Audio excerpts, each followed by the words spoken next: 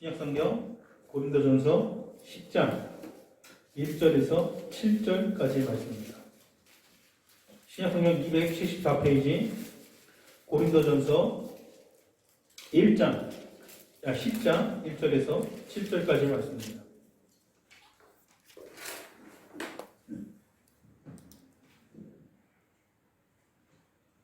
찾으셨으면 제가 한 절, 여러분들 한 절 그렇게 교도가 1절 7절입니다. 형제들아, 나는 너희가 알지 못하기를 원하지 아니하노니 우리 조상들이 다 구름 아래에 있고 바다 가운데로 지나며 모세에게 속하여 다 구름과 바다에서 세례를 받고 다 같은 신령한 음식을 먹으며 다 같은 신령한 음료를 마셨으니 이는 그들을 따르는 신령한 반석으로부터 마셨음에 그 반석은 곧 그리스도시니라. 그러나 그들의 다수를 하나님께서 기뻐하지 아니하셨으므로 그들이 광야에서 멸망을 받았느니라. 이러한 일은 우리의 분보기가 되어 우리로 하여금 그들이 악을 즐겨한 것 같이 즐겨하는 자가 되지 않게 하려 함이니. 같이요. 그들 가운데 어떤 사람들과 같이 너희는 우상 숭배하는 자가 되지 말라. 그런데 백성이 앉아서 먹고 마시며 일어나서 뛰는가 노는가 같으니라. 출애굽 당시에 바울은 출애굽 당시에 이스라엘의 모습을 다시 한번 상고하면서 그들이 하나님 앞에 그들이 행했던 그런 행위들이 우리에게 본보기가 되었다. 우리에게 본보기가 되어야 한다. 왜? 그들이 한 것처럼 너희는 해서는 안 된다 하면서 교회의 말씀을 선포하고 있습니다. 오늘 본문을 통해서 우리가 잘 알 수 있는 것처럼 이스라엘은 참 하나님께 많은 축복과 많은 영광을 받았습니다. 이루 설명할 수 없을 축복을 받았습니다.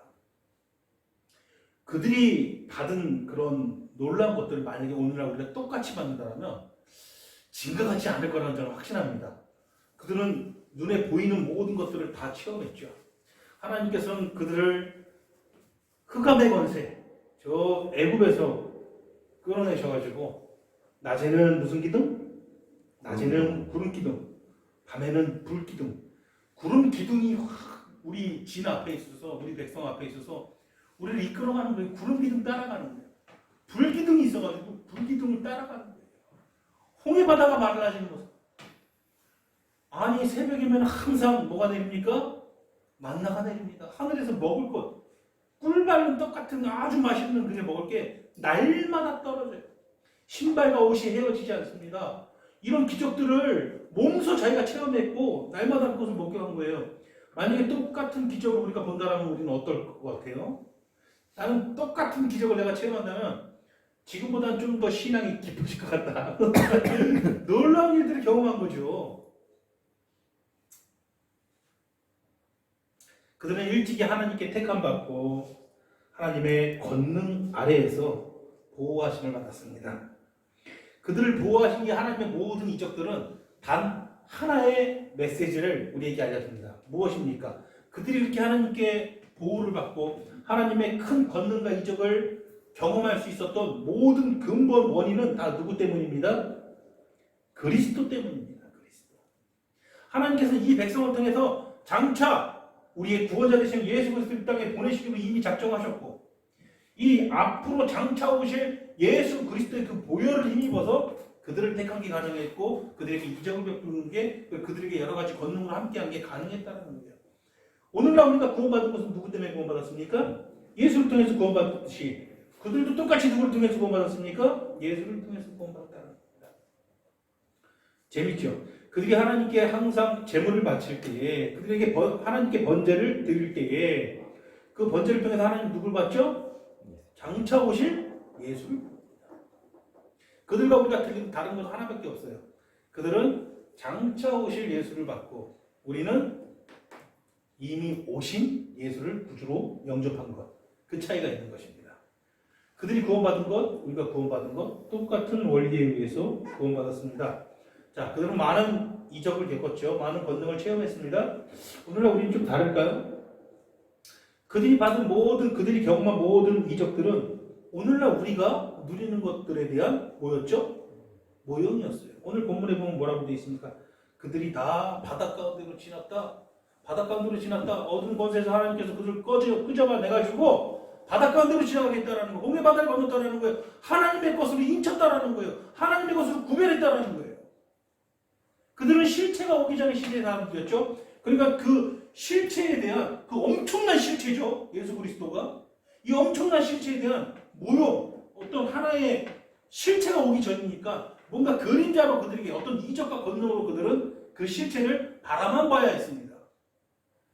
이 바닷 가운데로 지남으로써 하나님의 것으로 구별이 됐죠. 예수 그리스도를 통해서 하나님의 것으로 구별된 오늘날 우리가 실체를 누리는 것들에 대한 모형으로 그런 이적들을 경험한 거예요. 자, 그러면 이건 자기 위로하라는 게 아니에요. 그들이 경험한 이적이 더 큰 이적입니까? 오늘날 우리가 그리스도와 함께 하나 되어 누리는 이적이 더 큰 이적입니까? 이것은 따질 것도 안 됩니다. 우리가 누리는 것이 더 큰 이적입니다. 그들이 바닷 가운데로 지났습니다. 우리 바닷 가운데로 지났습니까? 지났다는 거예요. 그런데 한편적으로 보면은 그들이 물리적으로 바닷 가운데로 말 그대로 지나갔어요. 그것은 실체에 대한 하나 모형이라고 했어요. 하나님의 것을 구별시키기 위한. 자, 우리는 하나님의 것을 어떻게 구별되었습니까? 예수 그리스도와 한 영 이름으로. 하나님의 것으로 구별된 그분이 우리와 하나됨으로. 여러분들께 제가 말씀을 드리는데 전혀 감동받지 않아요. 얼굴이에요. 전혀 감동받지 않고 있어요. 지금. 이것이 우리의 문제입니다. 우리가 왜 쉽게 낙심합니까? 우리의 믿음이 왜 쉽게 흔들립니까? 우리가 왜 뜨겁지가 않습니까? 어저께 어떤 책을 보면서 그런 얘기를 해요. 존 웨슬리가 했던 말이 있어요. 존 웨슬리가 이런 말을 합니다. 존 웨슬리는 감리교회 창시자예요. 존 웨슬리가 그리스도인이라고 하면서 하루에 4시간 이상 기도하지 않는 사람은 문제가 있는 사람이다. 동의하시는 분들 한번 들어보세요. 이게 가능한 일인가 저는 그거 책을 보면서. 근데 많은 믿음의 사람들이 그 존 웨슬리의 말에 공감을 했다라고. 동감을 하고 공감했다고 자기도 그렇게 하고 있으니까 공감을 한 거겠죠. 참 그런 것들이 비춰볼 때 우리가 얼마나 참 부끄러운 모습입니까 사실.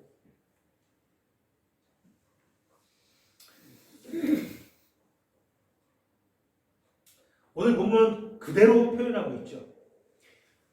그들이 하나님으로부터 받은 모든 것들이 다 누구 때문이다? 반석이 그들을 따라갔다는 거예요.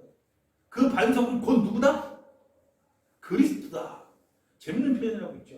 처음부터 그들을 누가 따라갔다라는 거예요.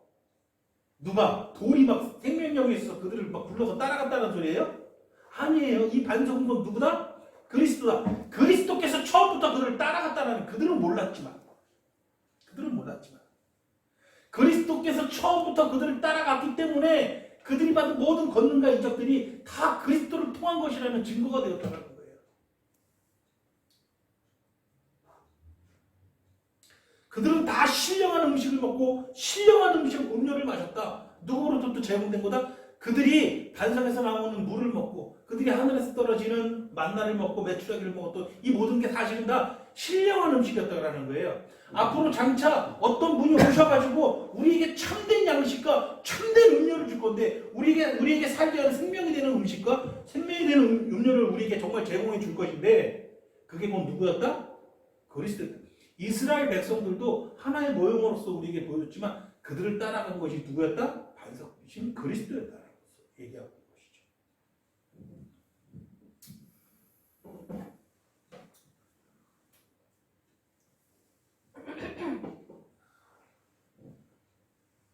오늘날 우리가 누릴 영광에 대한 모든 것들을 그들은 그대로 그 원리 그대로 누렸다는 것이죠.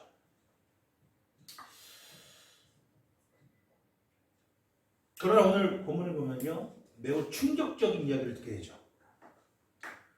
그들이 이 모든 것들을 누렸습니다. 하나님께서 그들에게 이 모든 것들을 다 제공해 주셨고 하나님께서 참으로 그들을 보호하셨고 그들을 아끼셨고 그들을 사랑하셨습니다. 그런데 오늘 본문에 보니까 하나님께서 그들을 그럼에도 불구하고 어떤 일이 일어나죠? 기뻐하지 아니하셨다. 그렇게까지 하나님께서 다 해주셨는데 기뻐하지 아니하셨다. 다시 한번 말씀드립니다. 구약 성경은요 모형과 그림자입니다. 다시 말해서 실체가 올 것인데, 실체가 오게 될 것인데, 이 실체에 대해서 우리가 이해하고 깨닫고 믿게 하기 위한 하나의 안내자 역할을 하는 게 무엇이다? 구약 성경입니다. 그래서 그림자라고 하는 겁니다. 실체가 왔을 때 이 실체를 더욱더 우리가 섬기고 믿고 깨닫게 하기 위해서 구약의 역사가 존재한다. 이렇게 보면 되는 거예요. 구약은 하나의 이야기책입니까? 다윗의 이야기가 재밌습니까? 욥의 이야기가 재밌습니까? 아브라함의 이야기가 재밌습니까? 이건 재밌는 이야기가 아니에요. 실제 역사였고 이 역사를 하나님의 말씀이 성경으로 딱 못을 박아서 오늘날 우리가 하나님의 말씀으로 받아들이게 한 목적은 하나밖에 없다라는 거예요. 그건 뭐? 실체이신 예수 그리스도를 잘 믿고 잘 섬기고 잘 깨닫게 하기 위해서. 구약은 모형과 그림자였죠. 하나님께서는 구약 성경을 통해서 이스라엘 백성에게 이런 말씀들을 하십니다. 내가 너희를 기뻐하지 아니하였다. 너희가 이제는 더는 내 백성이 아니다. 원래는 내 백성이었는데 내 백성이 아니다. 내가 이제 더 이상 너희를 사랑치 아니하겠다. 자, 오늘날도 똑같이 적용해 볼 수 있을까요? 자, 하나님께서는 예배를 드리러 온 말라기서를 보니까 이스라엘 백성에게서 성전문을 닫을 자가 있으면 좋겠다. 내가 너희를 기뻐하지 아니한다. 이사야에서도 보면 내가 너희를 기뻐하지 아니한다. 내가 너희를 사랑치 아니한다.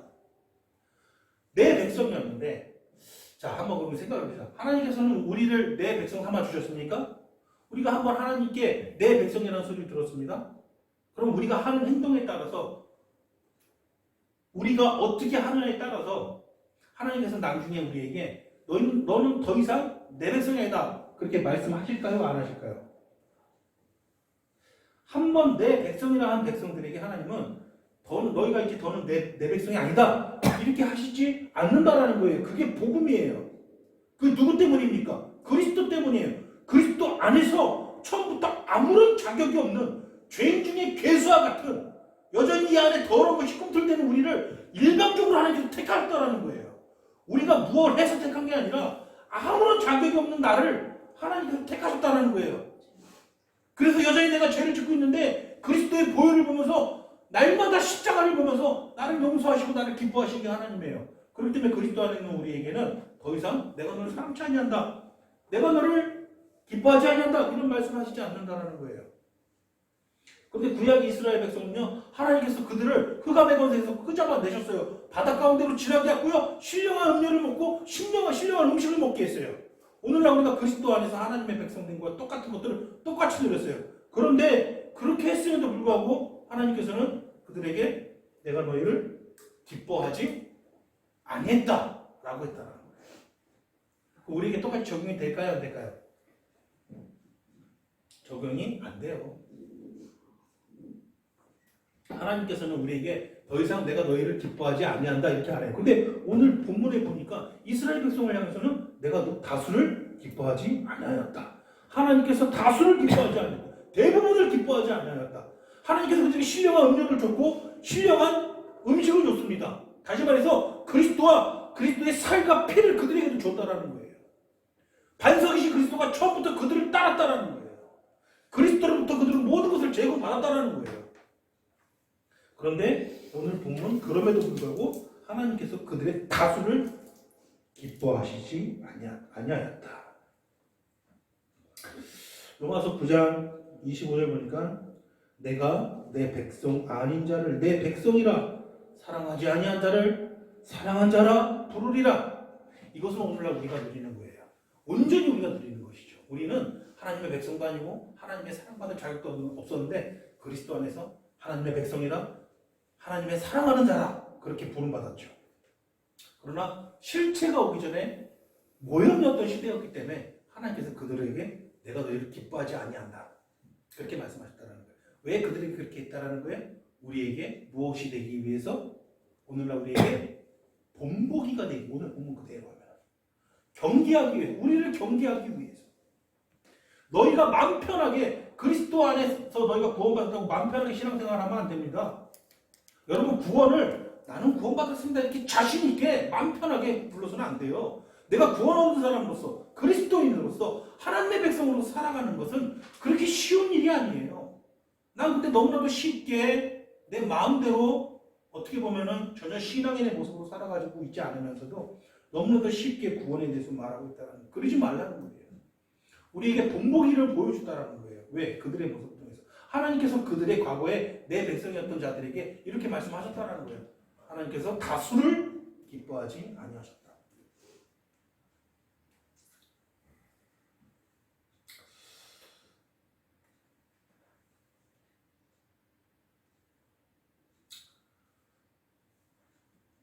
하나님께서는 근데 오늘 본문 보니까 왜 그들을 기뻐하지 아니하셨다라고 했나요? 이유가 무엇인가요?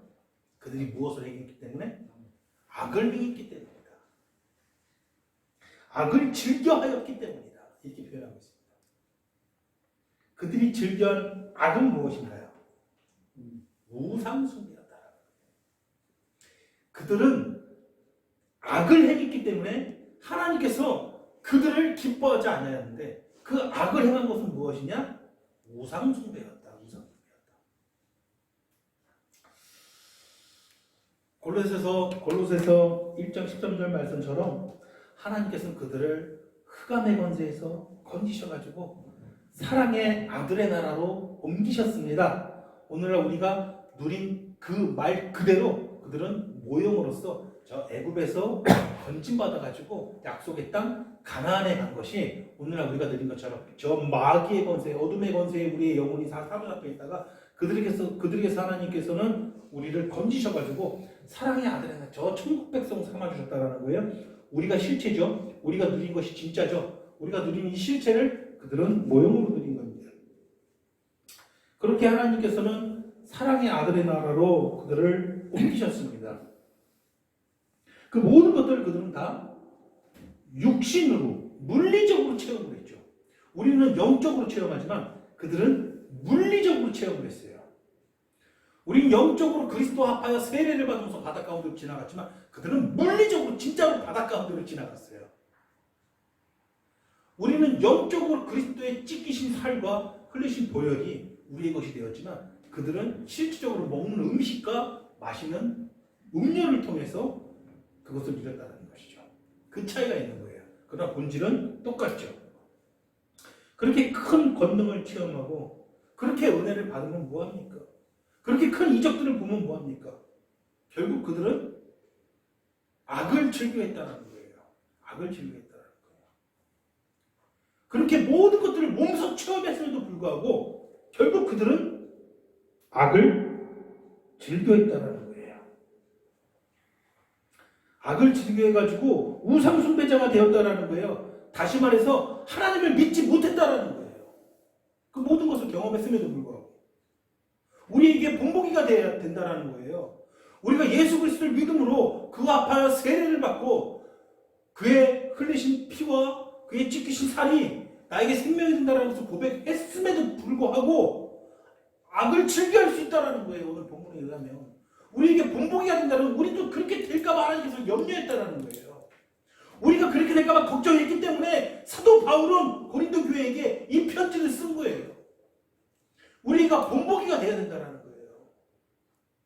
여러분 예수 믿으십니까?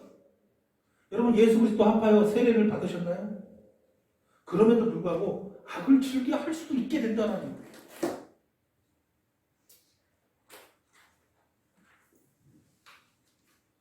이 큰 은혜들을 받으면 뭐합니까? 결국 의심하게 되고 의심하게 되면 하나님이 아닌 다른 것들을 믿게 되고 다른 것들을 의지하게 되고 그러다 보면 우리 또한 우상숭배에 빠질 수밖에 없는 것입니다. 의심이라는 것은요 언제나 하나님을 못 믿게 합니다. 못 믿게 하고 하나님의 능력을 못 믿게 하고 다른 것들을 믿게 합니다. 이게 우상숭배의 본질입니다. 그래서 의심은 언제나 우상 숭배로 연결됩니다. 의심은.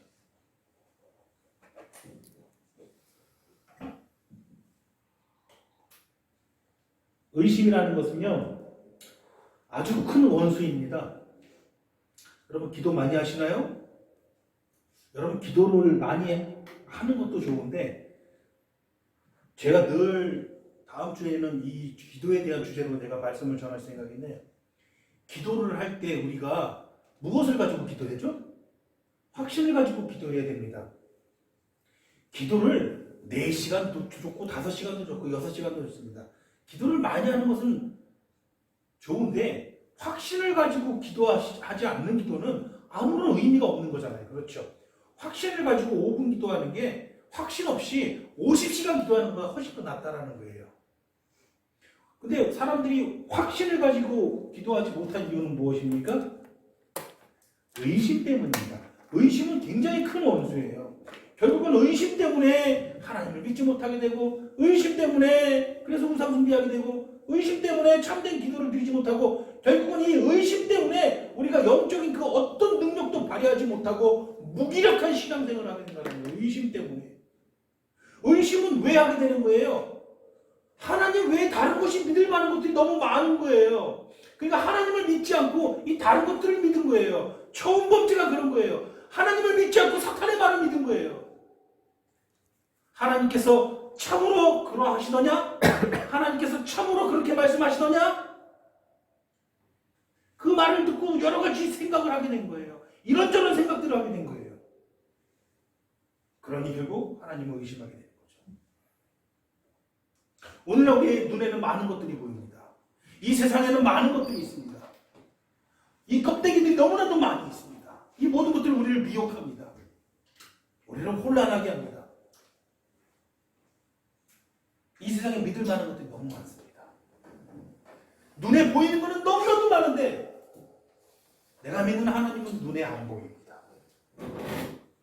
그러니 눈에 안 보이는 하나님 믿는 대신 눈에 보이는 이런 것들을 믿겠다. 내 영혼은 점점 망가져갑니다. 점점 시들어갑니다. 점점 의심은 심해지고 점점 하나님보다는 다른 것들을 믿습니다. 그러면서 머리로는 또 예수 그리스도 믿는다고 생각을 합니다.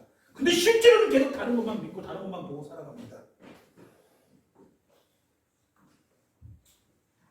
두려움이 사라집니다.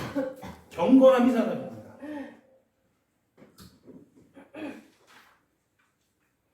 여러분 교회를 대하는 태도가 참으로 중요합니다. 제가 이 얘기를 가끔씩 하는데 여러분들이 교회를 대하는 태도가 그 하나님을 대하는 태도거든요. 여러분들이 인정하더라도 성경이 이렇게 말합니다. 내가 교회를 참 하찮게 대한다. 그럼 하나님이 이미 하찮게 대하고 있는 거예요. 하나님을 향해서 경건한 두려움이 있는 사람은요. 교회를 향해서도 똑같은 태도를 갖습니다. 근데 교회를 향해서 그런 태도를 갖지 못한다는 건 내가 하나님을 위해서 그런 태도를 갖고 있다는 거예요.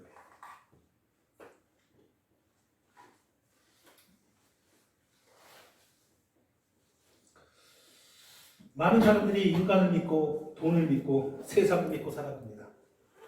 그러면서 또 입술로는 하나님을 믿는다라고 합니다. 이것은 무엇입니까? 하나님을 믿는데 진리는 못 믿겠다는 말과 똑같은 거예요. 하나님을 믿는다고 말하면서 결국 진리를 믿지 못한다는 것이죠.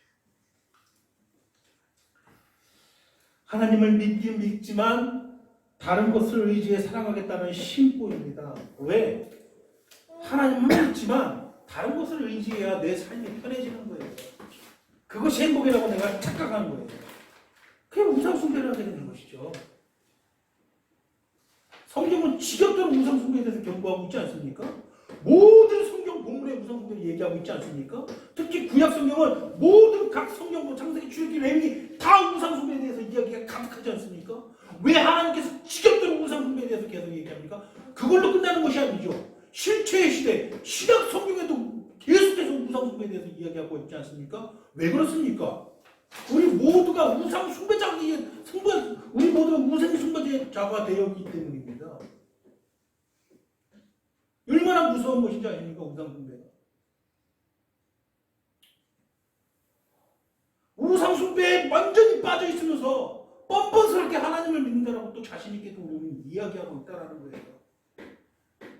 성경이요 처음부터 끝까지 계속 그거에 이야기했으면요 우리가 그만큼 거기에 빠져 있다라는 거예요. 내 이야기가 아니라고 생각하면 안 돼요. 모든 성경의 이야기입니다.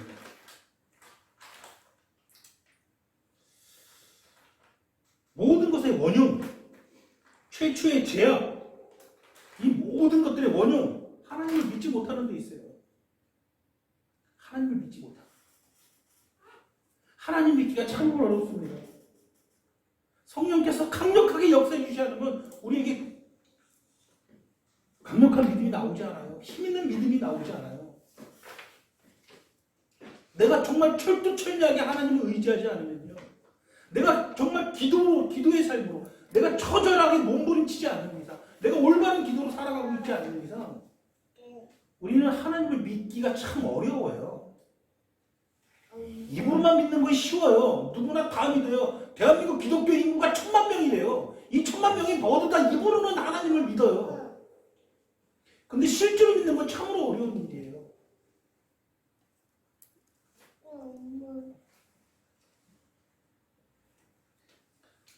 마귀는 하와에게 참으로 먹지 말라 하시더냐?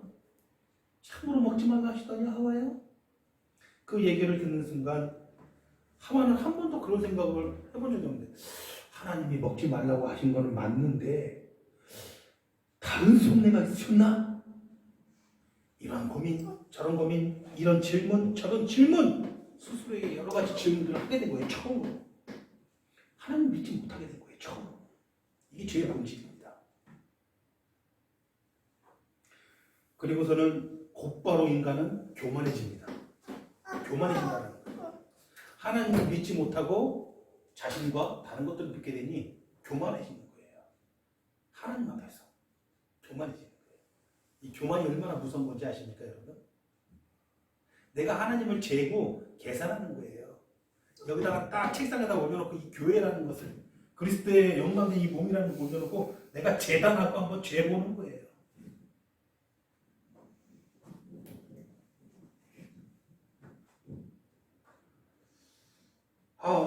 참 안타까운 일들입니다. 우리 교회에서는 이러한 일들이 일어나지 않기를 정말 진심으로 소원합니다. 교회는 그런 것이 아닙니다. 교회는 어떤 단체가 아니에요. 교회는 그냥 내 생명 자체예요. 내 뿌리 자체예요. 이것을 떠나서 우리는 숨을 쉴 수 없는 거예요. 그냥 나라고 생각하면 돼요, 이것이. 근데 나와 구분해서 교회를 생각하는 경우가 많죠.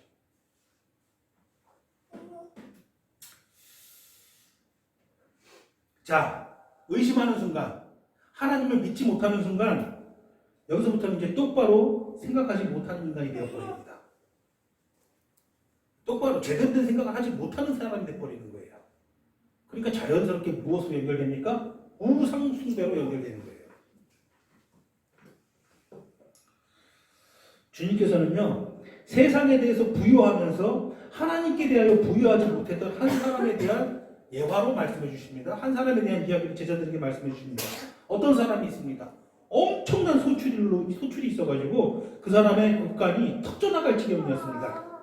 얼마나 풍족한지 그 사람이 스스로 만족감을 드러냅니다. 누가복음 12장 19절에 내 영혼아 여러 해 쓸 물건을 많이 쌓아두었으니 평안히 쉬고 먹고 마시고 즐거워하자.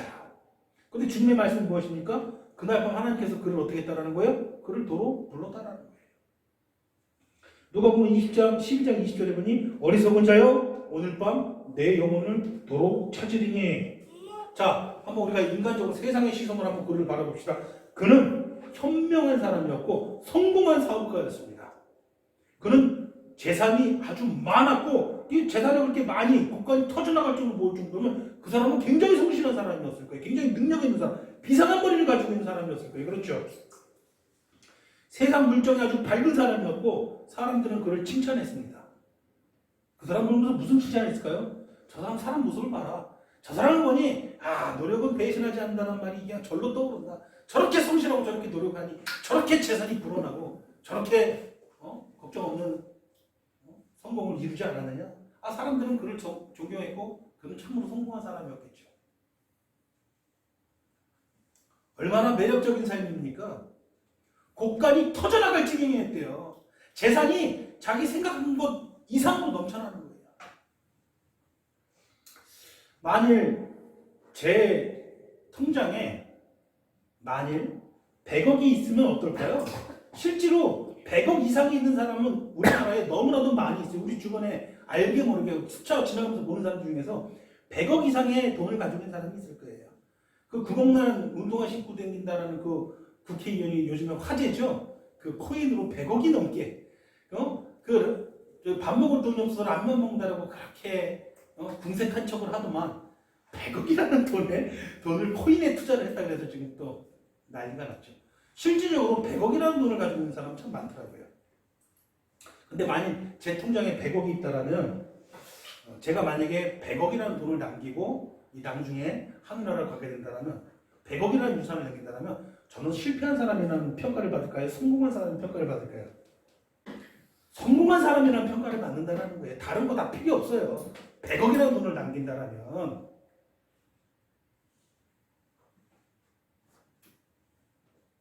아무리 내가 허물이 많더라도 아무리 욕먹을 짓을 많이 하더라도 내가 내 자식들에게 내 후손들에게 100억을 남기고 간다면 나는 성공한 사람이라는 평가를 받게 된다는 거예요. 세상은 그를 성공한 사람으로 평가한다는 것이죠. 이게 세상의 시선이에요. 자, 예수님께서 예화로 말씀한 이 사업가, 이 국간이 터졌던 사람, 세상의 시선으로 보면 반드시 뭐한 사람입니까? 성공한 사람이라는 것이죠. 성공한 사람이라는 것이죠.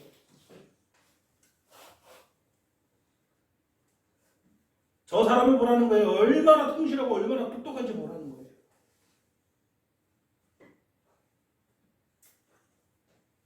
우리는요, 지독한 우상 숭배의 시대입니다. 지독한 우상 숭배의 시대. 여러분 각자가 다 허물이 있어요. 근데 통장에 100억 있으면 끝나니까 허물 다 가리워집니다. 그 허물은 문제가 되지 않아요. 이게 세상의 시선이고 이 시선 따라가는 게 무엇입니까? 우상 숭배라는 것이죠.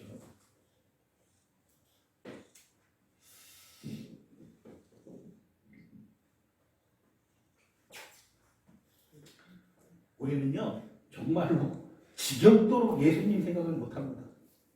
평생을 신앙생활하고 평생을 그리스도인이라고 말하면서도 참 예수님 생각을 안 해요. 얼마나 우리 주님 생각을 안 하고 사는지 모르겠어요. 그분이 어떤 삶을 사셨고 어떻게 우리를 살리셨고 어떠한 삶으로 우리를 부르셨는지 거의 생각 안 하고 살아갑니다. 왜 생각 안 할까요? 거대하고 웅장한 우상이 내 앞에 딱 하니 가로막혀 있어가지고 아주 숨통을 딱 조이고 있어가지고 자기가 지금 숨통이 막힌 기도가 막혀있는 것도 모르고 살아가기 때문이에요. 우상에 압도당한 채 살아가고 있습니다. 고린도서에서 3장 5절 탐심은 곧 우상숭배니라. 탐심이 가득합니다. 우상숭배에 푹 빠져 있습니다. 예수님 생각 잘 안 해요. 내 구주 되시는 나와 함께 계시는 예수님께서 어떤 삶을 사셨고 어떤 삶으로 나를 부르셨는지 별로 생각 안 해요. 그분이 무슨 마음을 품고 나를 사랑해 주셨고 무슨 마음을 가지고 나와 함께 하시는지 잘 생각 안 해요. 나에게 기대하는 것은 무엇이고 나에게 어떤 삶을 기대하시고 어떠한 제목을 가지고 나를 응원해 주시고 나를 위해서 기도하시는지 생각을 잘 안 한다는 것이죠. 우리가 잘 알듯이 예수님께서 세상의 정욕과는 세상의 우상 숭배와는 전혀 무관한 삶을 사셨습니다. 그렇죠? 전혀 무관하게 우리를 부르셨습니다. 세상의 법칙과 세상의 질서와는 전혀 무관한 방식으로 우리를 부르셨고 그런 삶으로 우리를 끄잡아 내신 것이죠. 그리고 우리에겐 엄청난 능력을 주시는데 세상 사람들이 생각하는 능력과는 전혀 다른 능력을 주셨어요. 세상 사람들이 생각하는 기준에서 능력이라는 것은 재력이고 이 세상에서 얼마나 성공한 사업가가 되고 얼마나 성공한 인생을 사냐 이게 능력이에요. 다시 말해서 예수님께서 말씀하셨던, 예화로 말씀하셨던 세상에서 부유한 그 양반. 자, 곡간이 넘치도록 차고넘치다. 오늘 내가 곡간이 넘치니까 먹고 마시고 즐거워하자 했던 이 사람이 세상 기준으로 볼 때는 능력 있는 사람이죠. 그렇죠? 세상 사람들이 능력 있는 사람이라고 하는 그 능력을 우리도 똑같이 저것이 능력이라고 하지 말자는 거예요. 예수님은 그런 능력을 우리에게 주신 바가 없어요. 그거랑 비교도 안 되는 다른 엄청난 능력을 주셨어요. 근데 예수님께서 주신 그 진짜 능력을 우리는 정말 쓰레기로 취급한다라는 거예요. 그게 뭔지도 몰라요. 관심도 없으니까. 그거 받고 싶어 하지도 않아요. 그런데 세상 사람들이 여전히 말하고 있는 그 능력을 나는 탐하고 있다는 거예요.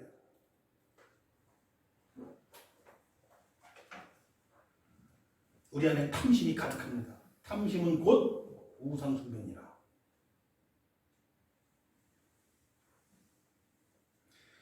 예수님께서는요, 여러분들에게 이 세상의 기준에서 성공할 만한 그런 지혜와 능력을 주신 적이 없어요.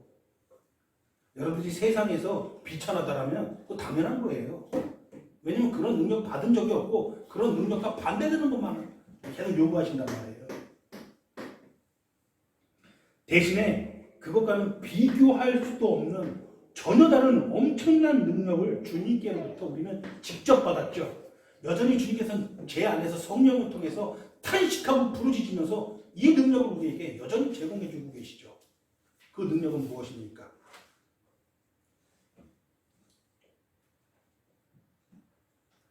마태복음 10장에 보니까요, 이 능력을 예수님께서는 그의 제자들에게 부여하시고 그들을 파송하십니다. 자, 어떤 능력이죠? 돈 버는 능력인가요? 세상에서 성공하는 능력인가요? 아니에요. 마태복음 10장 1절에 보니까 더러운 귀신을 쫓아내며 모든 병과 모든 약한 것을 고치는 권능을 주십니다. 더러운 귀신, 모든 악한 영들을 대적하고 그들을 이길 수 있는 능력을 주셨다는 거예요. 병은 왜 생깁니까? 모든 약한 것들은 왜 생깁니까? 이게 다 죄의 결과 아닙니까? 다 저 귀신, 저 마귀로 인해서 생기는 것들 아닙니까? 그 마귀를 이길 수 있는 능력을 주신다는 거예요. 자, 100억을 벌든 1000억을 벌든 다 마귀의 종이 되어가지고 그에게 속해가지고 그냥 거기에 마귀에게만 속고 헛된 것만 쫓고 100억, 200억 돈 쫓고 세상 능력만 쫓다가 결국은 죽어가지고 지옥에 갈 수밖에 없는 그런 비참한 인생에서 우리를 건지셔서 그 마귀와 대적해서 그 악한 것들을 이길 수 있는 능력을 우리에게 주셨다라는 거예요. 무엇도 여러분들을 해치 못한다라는 거예요, 영적으로.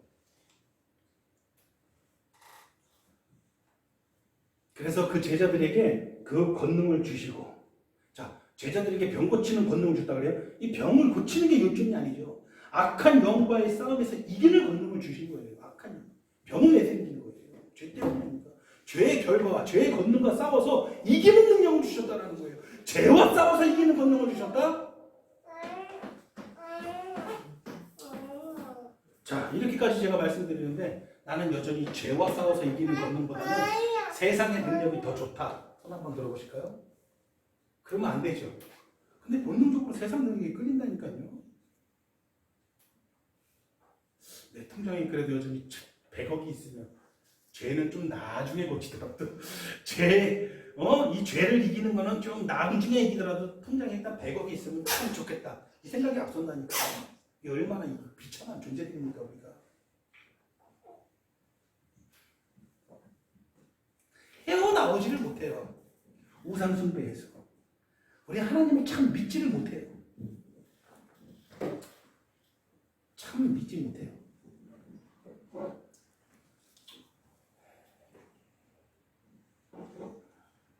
야고보 사도가 이래서 교회를 향해서 그렇게 소리치는 거예요.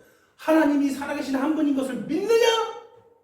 믿느냐? 여러분 믿습니까? 하나님 믿습니까? 잘하는도다. 그 다음 하신 말씀이 뭐예요? 귀신들도 이거는 믿고 떤다. 우리는 귀신들이 믿고 떠는 정도의 수준으로 하나님 믿고 있습니까? 하나님 믿습니까? 하나님께서 여러분들이 주신 권능을 믿습니까? 하나님께서 그 아들을 세상에 보내신 걸 믿습니까? 그 아들이 여러분들을 위해서 하신 일을 믿습니까? 여러분들이 어떤 삶을 살아야 되는지 알고 있습니까?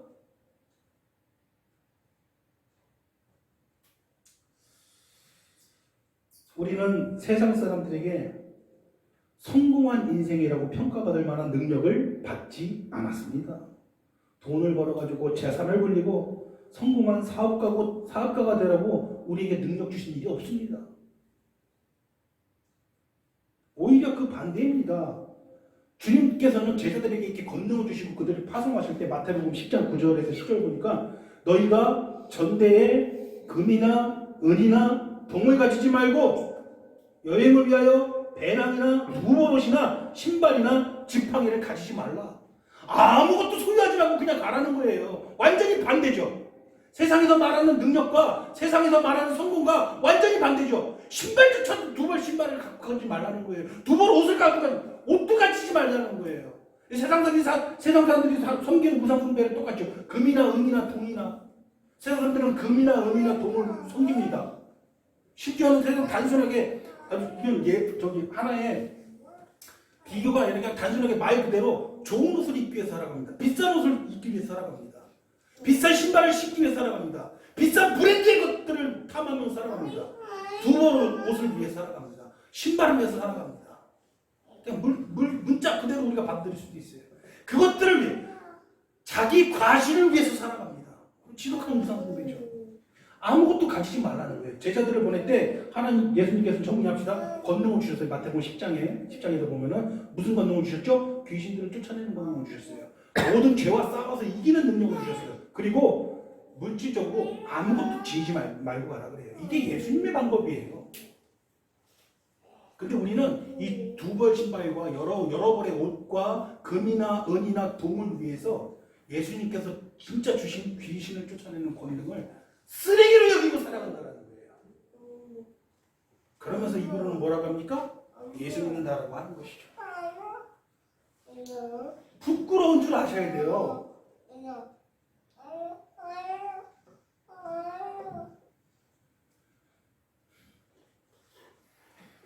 여러분들에게 예수님은 어떤 분인가요? 하나님은 어떤 분인가요? 여러분 혹시 지금 우상 보고 계시지 않나요? 마태복음 17장에 귀신 들려가지고 간질하면서 발작하는 아이가 있습니다. 그 아이를 얼마나 발작이 심한지 불에도 넘어지고 물에도 넘어지고 그러니 막 불에 화상 자국에 온몸이 얼마나 비참했겠습니까? 제가 어릴 적에 동네에 민기라는 사람이 있어요. 민기라는 저보다 몇 살 많은 한두 살 많았을 거예요. 민기라는 애가 있는데 약간 정신이 이상해가지고 막 아궁이 불 속에도 들어가고 막 그래가지고 막 화상 자국이 있고 막 이러면서 막 동네에 뛰댕기고 막 그랬던 친구가 있었는데 그런 모습이 아니었을까요? 꼴이 말이 아니었겠죠. 그 아이를 데리고 옵니다. 예수님께. 제자들이 그 아이가 그 간질하고 발작하는 이유가 그 아이에게 뭐가 들렸기 때문이다? 귀신이 들렸기 때문이다. 귀신 들렸어요. 그 제자들이 그 아이에게 귀신 쫓아내려고 노력을 합니다. 근데 쫓아낼까요? 못했지 못 쫓아낼까요? 결국은 쫓아내지 못해요. 예수님께서 제자들을 혼내시고서는 마태복음 10장에 보니까 그 귀신을 쫓아냅니다. 제자들이 와서 질문을 해요. 주님, 우리는 왜 쫓아내지 못하였나이까? 그러니까 17장에 주님께서 믿음이 적은 거라. 믿음이 적은 거라. 우리는 참 믿지를 않아요. 귀신을 쫓아내는 권능이 우리에게 있는데 저 마귀와 싸워서 이길 수 있는 권능이 우리에게 있고 이 죄와 싸워서 이길 수 있는 권능이 우리에게 있는데 이 권능을 탐하지 않고 쓸데없는 권능만 탐하며 살아가니까 이 권능을 사모하고 이 권능을 정말 하나님께 애타게 구해요. 내 생명을 바쳐서 이 능력을 주시옵소서라고 간절하게 애원해야지 이것이 나에게 이 권능이 조금씩 회복되고 나에게 생길 건데 그렇게 해도 모자란데 이 죄와 싸워서 이기는 능력을 주시옵소서 내 생명을 바쳐서라도 하나님께 내가 간구하나이다. 정말 이렇게 끈질기게 간구하고 믿음으로 기도하고 이렇게 우리가 하나님께 매달려야지 그렇게 해도 부족한데 전혀 그렇게 하지 않잖아요. 세상의 능력과 우상 숭배에 있어서는 하나님께 끈질기게 기도하고 하나님께 열렬히 매달리면서 나의 건강을 위해서 우리 가족의 평안을 위해서 이 세상에서 사업 성공을 위해서 먹고 사는 문제에 의해서 하나님께 끈질기게 매달리고 기도하면서 정말 끈질기게 매달리고 기도해야 되는 이 죄를 이길 수 있는 권능에 대해서는 하나님께 구하지 않는단 말입니다. 구하더라도 형식적으로만 구한다는 것이죠.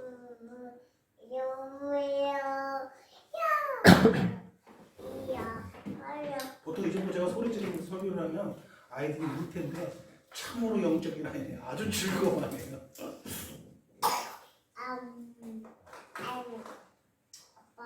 아빠. 예수님께서 그러면서 하신 말씀이 뭐예요? 만일 너희가 겨자씨 하나만큼의 믿음이 있으면 이 산을 명하여 저쪽으로 옮길 수도 있다. 그것은 뭡니까? 물리적으로 우리가 산도 옮길 수 있다는 게 아니에요. 영적인 내용에 대해서 우리가 영적으로 하나님의 진리 안에서 하나님의 뜻 안에서 참된 올바른 기도를 한다면 무엇이든지 능치 못할 것이 없다고 예수님께서 말씀하시는 거예요. 너희가 하지 못할 것이 없다고 말씀하십니다. 너희가 하지 못할 것이 겨자씨 하나만큼의 진짜 제대로 된 믿음이 있다면 내가 솔직히 하나님 앞에 뭐 우리가 손 한번 들고 점검 한번 해봅시다. 나는 내가 정결케 되고 거룩해 되고자 하는 그런 욕망에 대한 기도가 더 앞서는 기도가 있다. 한번 손 한번 들어보세요. 이거보다 앞서는 기도는 있어서는 안 돼요. 이게 우리의 열망이어야 돼요. 내가 내 자식 성공하고 내가 내 자식 건강하고 그것을 위해서라면 내 목숨도 바치겠나이다. 이런 쓸데없는 기도하지 마시고요. 내가 이 죄와 싸워서 이기는 능력을 나에게 주셨다면 내 생명까지도 바치겠나이다. 이 기도를 하셔야 된다는 거예요. 이거는 무상수비야 연결될 수도 있다는 거예요. 이게 악한 기도는 아닐지라도 무슨 말인지 아시겠어요? 여전히 교만해서 내 중심이잖아요.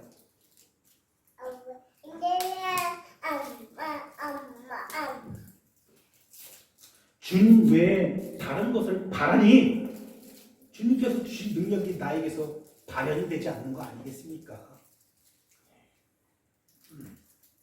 이것은 영적인 교훈이죠.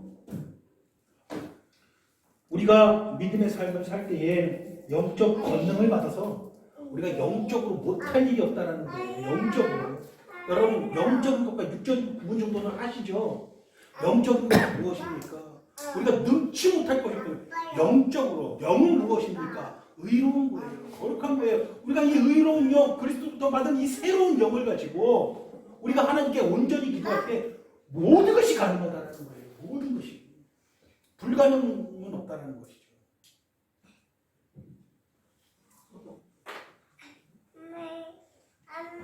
물론 우리가 실패하고 넘어지고 깨집니다. 물론 실패하고 넘어지고 깨지더라도 이 십자가의 길 끝까지 간다라는 거예요. 그런 능력이 우리에게 있다라는 거예요. 내가 그 능력을 구할 때 100% 주신다는 거예요. 내가 이 십자가의 길 끝까지 가기 위해서 하나님께서 원하는 모든 참된 것들을 하나님께서 어떻게 해주시다? 100% 주신다는 99.9% 1% 안 주는 게 아니라 100% 주신다는 거예요.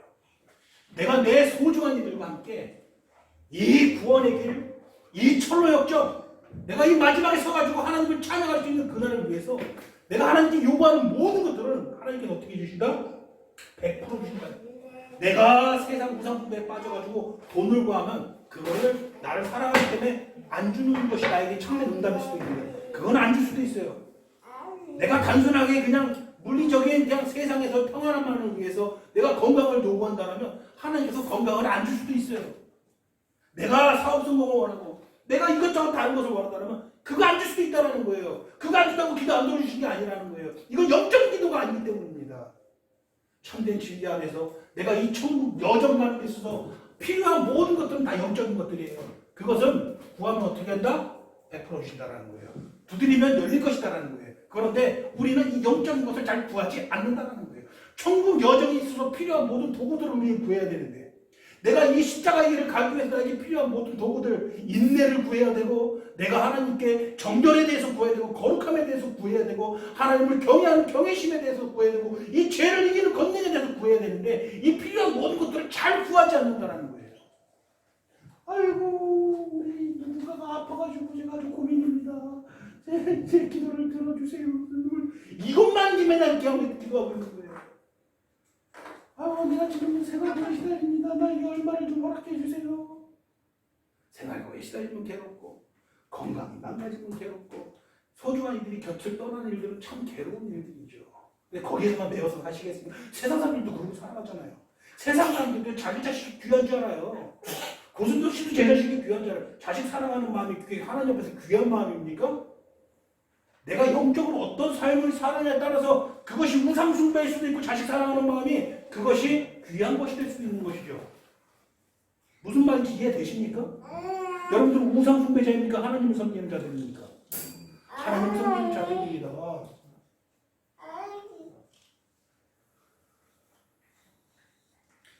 오늘 이후로요, 내 자식 건강하게 오래 사는 것에 대해서 기도하지 마세요. 그것 물론 하나님께서 허락하시면 감사한 일이지만 내 자식이 이 죄의 권능에서 싸워서 이길 수 있는 삶을 살게 해달라고 기도하세요. 그게 영적인 사람이에요. 그게 내 자신을 위하는 일이에요. 여러분들이 100억 자식에게 물려주면 성공한 사람으로 평가받고 내 스스로 그게 성공한 사람을 생각하십니까? 내가 뭐 이 정도는 내 자식에게 물려줘야 된다고 생각하십니까? 뭘 물려주든 가장 여러분들이 물려주는 훌륭한 것은 하나님을 제대로 사랑하고 섬기는 그 마음이에요. 그 신앙이에요. 의심치 않기를 소원합니다.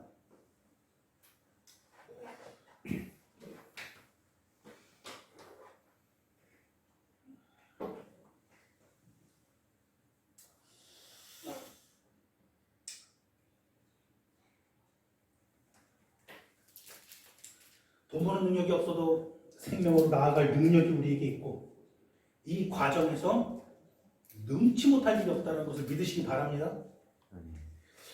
자, 그러나 우상숭배에 빠진다라면 이러한 영적인 축복을 보지도 누리지도 못한다는 것은 분명한 일입니다. 시간이 많이 됐지만 말씀 한번 찾아봅시다. 이사야 40장입니다.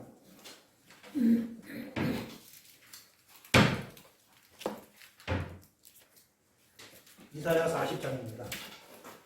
40장 18절에서 20절 보겠습니다. 18절에서 20절. 구약성경 1015페이지입니다. 이사야 40장 18절에서 20절. 시작. 그런즉 너희가 하나님을 누구와 같다 하겠으며 무슨 형상을 그에게 드리겠느냐. 우상은 장인이 부어 만들었고 장색이 금으로 입혔고 또 은사들을 만든 것입니다. 궁핍한 거제를 드릴 때에 썩지 아니하는 나무를 택하고 지혜로운 장인을 구하여 우상을 만들어 흔들리지 아니하도록 세우느니라. 사람들이 우상을 만드느라고 얼마나 노력하고 얼마나 신경을 기울이고 얼마나 고군분투한지 오늘 본문을 보세요. 얼마나 수고하고 있는지 한번 보세요. 자기가 구할 수 있는 최고의 전문가를 부릅니다. 그리고 자기가 구할 수 있는 최고의 재료를 엄선합니다. 금과 은과 은사슬을 겁니다. 최고의 장인과 최고의 장색을 찾습니다. 정말 우상을 만드느라고 얼마나 수고를 하는지 몰라요. 이게 세상 사람들에 대한 정확한 표현 아니겠습니까? 그렇게 해서 최고의 전문가와 최고의 비싼 재료들을 공수해가지고 우상을 만듭니다. 인생을 쏟아붓는 거 아니겠습니까? 우상 만드느라고. 마무리 작업으로 금을 입히고 은사수를 걸어둡니다. 완벽합니다. 이게 성공한 사람입니다. 왜 이렇게 최선을 다하나요? 그 우상이 자신을 도와주리라고 믿기 때문입니다. 여러분 그동안 돈이 없어서 괴로웠죠? 많은 돈 생기면 그것이 여러분 도와주리라고 생각하시죠? 확신하시죠? 우상 숭배를 이제 그만하셔야 된다는 거예요. 지금 하나님의 말씀 여러분들이 오늘날 여러분들에게 강하게 말씀하고 계신 게 바로 이 부분이에요. 왜 그렇게 심혈을 기울여서 수고를 아끼지 않냐고 그렇게 우상을 만드느냐 이거예요.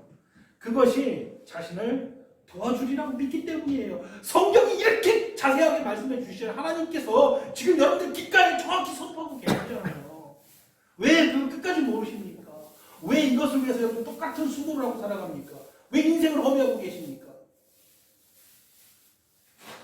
돈 좀 있고 가진 게 있는 사람만 우상 숭배에 빠진 사람인가요? 오늘 본문에 보니까 또 그것도 아니라는 거예요. 20절 보니까 가난한 자들도 똑같이 우상 숭배하고 있다는 거예요. 가난한 자들도. 20절 다시 한번 읽고 20절 시작. 궁핍한 자는 거제를 드릴 때 썩지 아니하는 나무를 택하고 지혜로운 장인을 구하여 우상을 만들어 흔들리지 않냐고 세우리라. 가난한 자도 우상을 만드는데 그는 가난하기 때문에 귀한 금이나 은 이런 것들을 공수할 능력은 없어요. 그냥 자기 기준에서 할 수 있는 최선을 다해서 지금 우상을 만들고 있잖아요. 구할 수 있는 가장 좋은 나무를 고릅니다. 그리고 장인을 섭외합니다. 그래서 흔들리지 아니하게끔 제대로 세웁니다. 그러니까 자기가 가난하지만 가난해서 귀한 것을 통해서 더 비싸고 여러분들이 세상 사람들 살아가는 거 똑같아요. 똑같이 우상 숭배를 하고 있어요. 근데 있는 사람들은 페라리 자동차 사고 100억, 200억 모아가지고 빌딩도 뭐 사고 막 온갖 우리가 상상할 수 없는 부를 누리죠. 그 사람들만 우상 숭배자가 아니라 돈 없고 가난한 자들도요. 비록 금과 은은 없어도요. 나무라도 사가지고 자기를 위한 우상을 만든다라는 것이죠. 인생을 이렇게 허비하고 있다라는 거예요. 세상 사람들이. 부한 자나 가난한 자나 하나님을 믿지 못하니 의심하고 각자 자기의 우상을 열심히 만든다는 거예요. 이사야가 경고하는 거예요. 사람들은 돈을 구하고 높은 지위와 높은 자리를 구하여 때로는 단순히 입는 옷과 먹을 음식을 구하며 그것들을 의존하고 살아갑니다. 눈에 보이는 거의 모든 것들을 우상화시켜버립니다. 거룩하신 하나님의 독생자 우리와 한정 이루시고 오늘도 우리를 위해서 간구하시면서 내가 너를 사랑하고 내가 너를 아낀다고 말씀하시는 그 예수님을 생각하지 못합니다. 내 안에 계신 예수님의 영을 생각하지 못합니다. 내 안에 계신 이가 누군지 같이 한번 찬양 한번 합시다. 내 안에 계시니 예수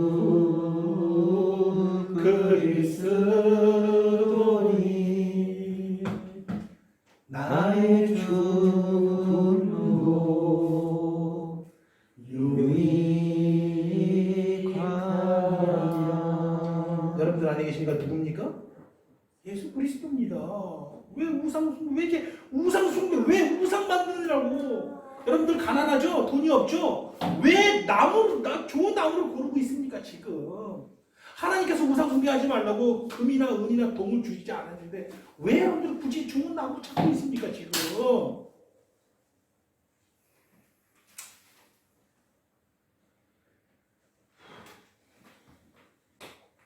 오늘 본문 말씀처럼 우리는 어쩌면 이스라엘 백성과 같이 우상 앞에 앉아가지고 먹고 마시고 뛰놀고 있을 수도 있습니다.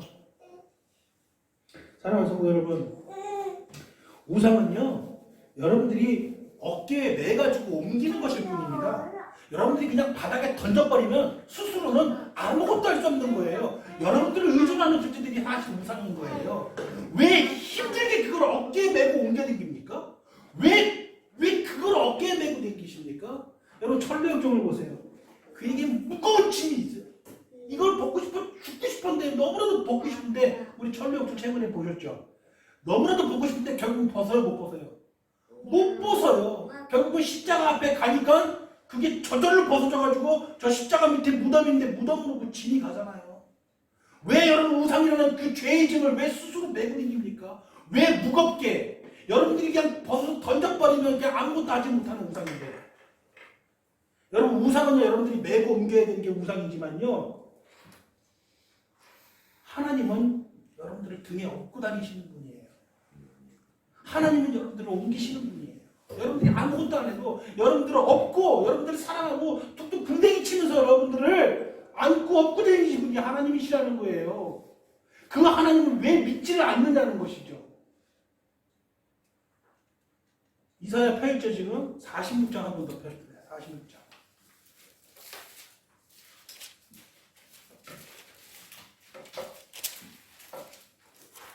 하나님께서 여러분들 어떻게 하는지 한번 봅시다. 이거 읽고 말씀 마치겠습니다. 46장 3절에서 7절입니다. 같이 읽을게요. 시작. 야곱의 집이여 이스라엘 집에 남은 모든 자는 내게 들을지어다. 배에서 태어남으로부터 내게 안겼고 태에서 남으로부터 내게 업힌 너희여, 너희가 노년에 이르기까지 내가 그리하겠고 백발이 되기까지 내가 너희를 품을 것이라. 내가 너희를 지었은즉 내가 업을 것이요 내가 품고 구하여 내리라. 너희가 나를 누구와 비교며 누구와 하며 짝하며 누구와 비교하여 서로 같다 하겠느냐. 사람들이 주머니에서 금을 쏟아내며 은을 저울에다가 보금자기게 주고 그것으로 신을 만들게 하고 그것에게 엎드려 경배하며 그것을 들어 어깨에 메어다가 그의 처소에 두면 그것이 서 있고 거기서 능히 움직이지 못하며 그에게 부르짖어도 능히 응답하지 못하며 고난에서 구하여 내지도 못하느니라. 하나님은 여러분들을 품에 품고 여러분들을 친히 어머니 뱃속에부터 여러분들을 품고 여러분들을 등에 업고 다니시고 지금도 그렇게 하고 계신데 그 하나님을 왜 믿지 못하고 저 우상을 굳이 금과 은을 비워서 만들어가지고 그 불러도 대답하지도 못하고 여러분들이 어깨에 매서 움직이지 못하면 스스로 아무것도 못하는 그 우상을 여전히 만들면서 사느냐 이거예요. 얼마나 어리석은 사느냐 이거예요. 이 어리석음을 그치고 혹시라도 우리에게 우상 숭배의 삶이 조금이라도 있었다면 오늘 이 시간 이후로 참으로 회개하고 참으로 하나님께서 주시는 그 능력 삼아서 하나님의 품에 안겨서 만족하는 삶을 살기를 주님의 이름으로 소원합니다. 기도하시겠습니다. 사랑의 하나님, 하나님께서는 태에서부터 우리를 품으시고 지금도 우리를 등에 업고 계시는데 우리는 그 하나님을 여전히 외면하고 있지 않은지 우리의 죄악을 용서하여 주시옵소서. 우리가 참으로 하나님의 뜻을 알게 하시고 그 뜻을 구하며 정말 하나님께서 우리에게 주시는 귀한 것들을 우리 또한 귀한 것을 여길 수 있는 믿음을 우리에게 허락하여 주시옵소서. 하나님께서 우리에게 해롭다 하시는데 우린 자꾸 그것을 구하며 하나님의 얼굴을 구하니 하나님께서 얼마나 하나님의 성령께서 우리 안에서 탄식하고 계신지 우리가 깨달아 알게 하시고 하나님께서 기뻐하신 그 기뻐하시는 기쁨이 우리에게 똑같이 기쁨이 될 수 있도록 하나님의 성령께서 이 교회 위에 역사하여 주시옵소서. 참된 부흥을 우리에게 허락하실 것을 믿사오고 우리 주 예수 그리스도의 이름으로 기도드리옵나이다. 아멘.